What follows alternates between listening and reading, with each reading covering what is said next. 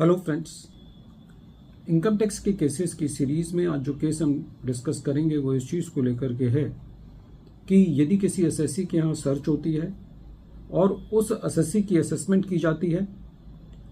और उस असेसमेंट के बाद सर्च्ड एसएससी का असेसिंग ऑफिसर ये सेटिस्फेक्शन रिकॉर्ड करता है कि कुछ मटेरियल दूसरे एसएससी से बिलोंग करता है और फिर उसके आधार पर दूसरे एसएससी की असेसमेंट सेक्शन 153C में की जाती है, तो ऐसे केस में इस सेटिस्फेक्शन को रिकॉर्ड करने के लिए सर्च्ड एसएससी की असेसमेंट के बाद कोई रीजनेबल पीरियड होना चाहिए। यही इशू अहमदाबाद ITAT की डी बेंच ने अपने एक case income tax officer versus Pranav Prafulla Chandra Vora के केस में डिसाइड की। ये case 133 ITR tribunal page number 460 पर रिपोर्ट हुआ और इस केस का जजमेंट 15 मई 2025 को आया। प्रेजेंट केस के अंदर एसएससी की असेसमेंट सेक्शन 153C के अंदर कंप्लीट की गई और जब ये असेसमेंट कंप्लीट की गई तो एसएससी के कुछ एडिशंस किए गए जो कि कुछ ऐसी स्टेटमेंट्स के बेसिस पर थे जो स्टेटमेंट किसी और पर्सन्स की ली गई थी। जब एसएससी ने इस असेसमेंट ऑर्डर को सीआईटी अपील के पास चैलेंज किया तो सीआईटी अपील ने एसएससी को इस ग्राउंड पर रिलीफ दिया कि जो एडिशन की गई है वो कुछ पर्सन्स की स्टेटमेंट्स के बेसिस पर की गई है जिन पर्सन्स के क्रॉस एग्जामिनेशन का मौका एसएससी को नहीं दिया गया। रेवेन्यू ने इस सीआईटी अपील के ऑर्डर के अगेंस्ट ITAT के अंदर अपील फाइल करी। जब रेवेन्यू ने ये अपील फाइल करी तो एसएससी ने rule 27 of the ITAT rules 1963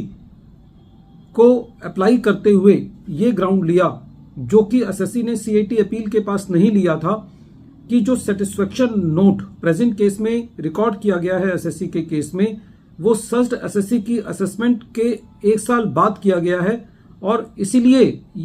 ये असेसमेंट क्वेश की जानी चाहिए क्योंकि सेटिस्फेक्शन नोट को रिकॉर्ड करने में इनऑर्डिनेट डिले हुआ है।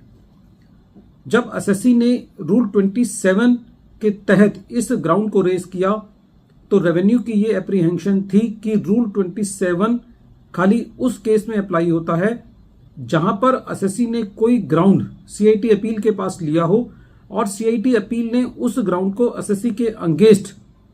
डिसाइड किया हो। क्योंकि एसएससी ने ये ग्राउंड सीआईटी अपील के पास नहीं लिया इसलिए ये ग्राउंड एसएससी के अगेंस्ट भी डिसाइड नहीं हुआ, इसलिए एसएससी रूल 27 के मुताबिक इस ग्राउंड को रेज नहीं कर सकता। सबसे पहले इस पर ट्रिब्यूनल का ये कहना था कि इसमें कोई दो राय नहीं है कि प्रेजेंट केस में एग्जैक्टली रूल 27 के मुताबिक एसएससी ये ग्राउंड रेज नहीं कर सकता क्योंकि ये ग्राउंड सीआईटी अपील ने एसएससी के अगेंस्ट डिसाइड नहीं किया है और क्योंकि एसएससी ने ये ग्राउंड सीआईटी अपील के पास रेज नहीं किया था। लेकिन साथ ही साथ ट्रिब्यूनल का ये कहना था कि एसएससी के पास हमेशा ये अधिकार होता है कि एसएससी जो है वो एडिशनल ग्राउंड रेज कर सकता है या क्रॉस अपील फाइल कर सकता है या क्रॉस ऑब्जेक्शन फाइल कर सकता है बशर्ते कि कोई भी नया फैक्ट जो है वो लाने की जरूरत ना हो और फाइल पर वो सारे फैक्ट्स मौजूद हों। क्योंकि प्रेजेंट केस में कोई भी नए फैक्ट की जरूरत नहीं है इसलिए प्रेजेंट केस में हालांकि रूल 27 स्ट्रिक्टली अप्लाई नहीं करता था फिर भी ट्रिब्यूनल ने एसएससी के ग्राउंड को अलाउ किया सुनने के लिए और ट्रिब्यूनल ने यह कहा कि प्रेजेंट केस में फैक्ट से ये क्लियर होता है कि जो सर्च्ड पर्सन की असेसमेंट की गई उस असेसमेंट के 1 साल बाद सेटिस्फेक्शन नोट रिकॉर्ड किया गया और ये जो central board of direct taxes का जो सर्कुलर है उसके मुताबिक एक रीजनेबल पीरियड के अंदर ये सेटिस्फेक्शन नोट रिकॉर्ड किया जाना चाहिए। ट्रिब्यूनल के मुताबिक 1 साल के पीरियड के बाद सेटिस्फेक्शन नोट को रिकॉर्ड करना एक रीजनेबल पीरियड नहीं है और ट्रिब्यूनल ने इस ग्राउंड पर ही सारी की सारी असेसमेंट को क्वेश किया और दूसरे ग्राउंड्स को एकेडमिक इन नेचर बताया। फ्रेंड्स, ये केस बहुत इंपॉर्टेंट है क्योंकि सेक्शन 153C की असेसमेंट्स में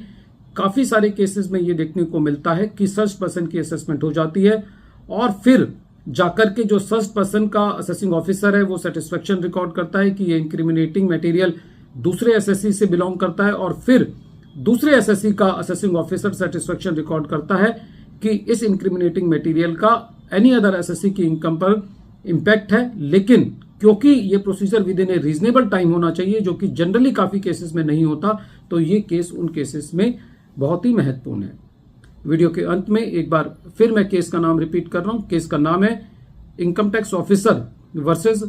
प्रणव प्रफुल्ल चंद्रा वोरा,